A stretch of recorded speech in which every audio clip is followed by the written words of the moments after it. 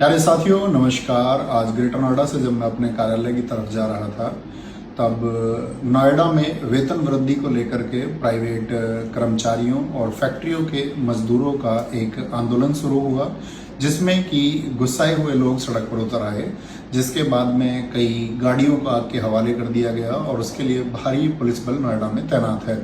और ये सब घटनाएं नोएडा के सेक्टर 62 के आसपास के इलाके, फेज 2 और हौजरी कॉम्प्लेक्स के आसपास हुई।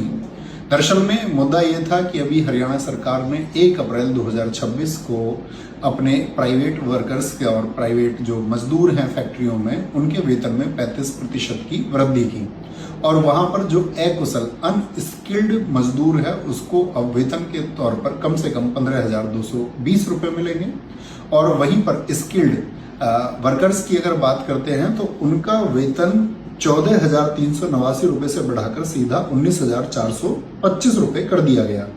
बढ़ती महंगाई के बीच में नोएडा के कर्मचारी सिर्फ यही सवाल पूछ रहे हैं कि इस महंगे शहर में जहां पर हम 13,000 रुपये कमा रहे हैं, किस तरह से हम अपनी जरूरतों को पूरा कर सकते हैं, क्या हम खाएंगे, क्या हम परिवार को खिलाएंगे, और यहाँ पर अस्पताल का खर्च, बच्चों की फीस हम कैसे वहन कर सकते हैं। अगर हमारा पड़ोसी राज्य हरियाणा 35% की वृद्धि कर सकता है तो यूपी इसके बारे में क्यों विचार नहीं करता है।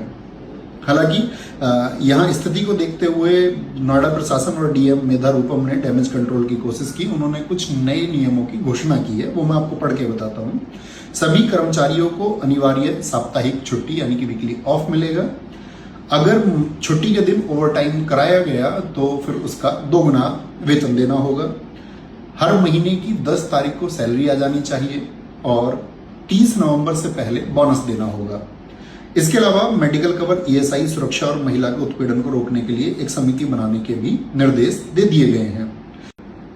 लेकिन वेतन वृद्धि के लिए साफ तौर पर कुछ नहीं कहा गया है।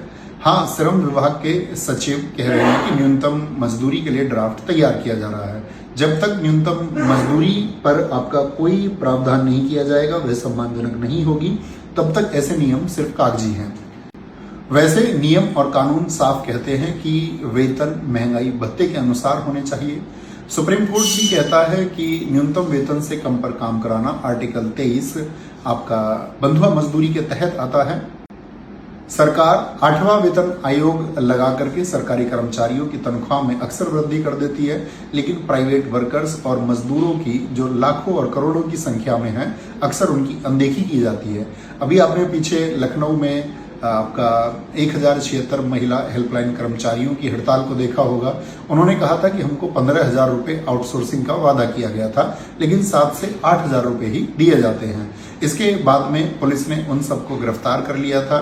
तो मैं ये कहना चाहता हूं कि चाहे मजदूरों की हड़ताल हो या फिर लखनऊ में वो महिला कर्मचारियों का अपनी हक के लिए आवाज उठाना, इस सब के बारे में सरकार को विचार करना चाहिए, क्योंकि ये सब आपसे कोई बहुत ज्यादा नहीं, ये नहीं बोल सकते,